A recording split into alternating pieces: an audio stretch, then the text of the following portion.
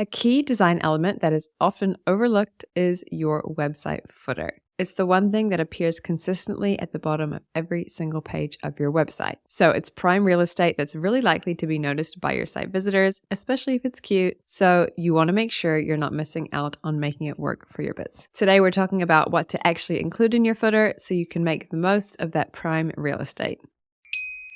Number 1, your business name or logo. Adding your business name or logo to your footer is not only for looks, but it's going to reinforce your brand identity and recognition. It's a pretty standard footer element that you can include. It's professional, it can build trust and credibility, and reassure your site visitors that yes, you are a legit business. If your regular logo is a bit too bulky, try to create a simpler secondary logo or submark that you can use in tighter spaces like your footer.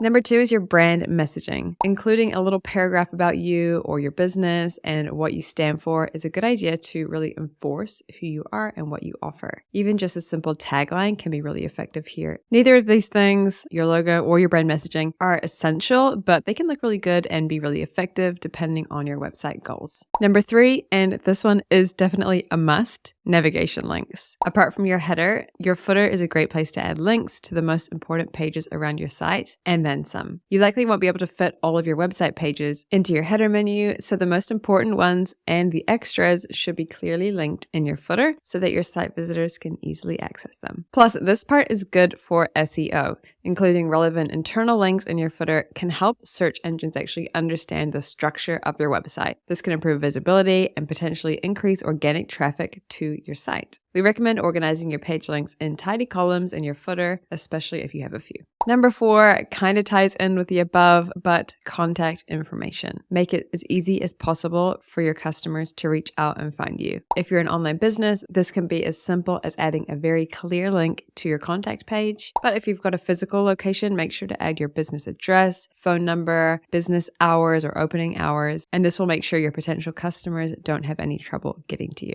Number 5 is social media links. If you don't have any social media, kudos to you, but most businesses these days do. Social media gives your business both legitimacy and trustworthiness, and in the event your visitors are ready to leave your site, they might still swing by your socials looking to connect or follow you. I know I do this a lot, and the first place I look for social links is in the footer, so you'd be silly not to include these. Number 6 is your newsletter sign-up form or your freebie. So if you're building an email list for your business, this one is really important. Having a newsletter, mailing list, or freebie, opt-in, whatever it is for you, allowing site visitors to subscribe or sign up directly from your footer is going to bring in a lot of leads as they'll be able to sign up from literally every page on your site. Number 7, finally, boring legal stuff. All websites should have clear access to a few legal bits and bobs. This commonly includes your copyright statement, a link to your site's terms and conditions, your privacy policies. Definitely make sure to include these in your footer so they can be easily accessed by anyone who is actually looking for them. Because if someone's actually looking for them, it's really, really important that they're there. That's pretty much it. Those are all of the things I'd recommend including in your footer. There's a few things in that list that you could remove depending on your business, but that pretty much covers the most important things. If you know all of the things you need to add to your footer, but you aren't sure how to make it look pretty, that's where we come in. Make sure to check out our footer designs and our build your own Squarespace templates. You could just purchase one of these footers and we'll install it into your site for you to customize. It's super, super easy. And while you're at it, you could also choose your homepage, your about page, your blog page, and tons of other page designs that we've got to create a completely custom website template for your business. You can check that out at bigcatcreative.com/custom Squarespace template. We'll also link it down below. Otherwise, I hope you enjoyed that video. If you did, make sure to check out this one as you'll probably enjoy it too. Thanks for watching, and I will see you in the next one.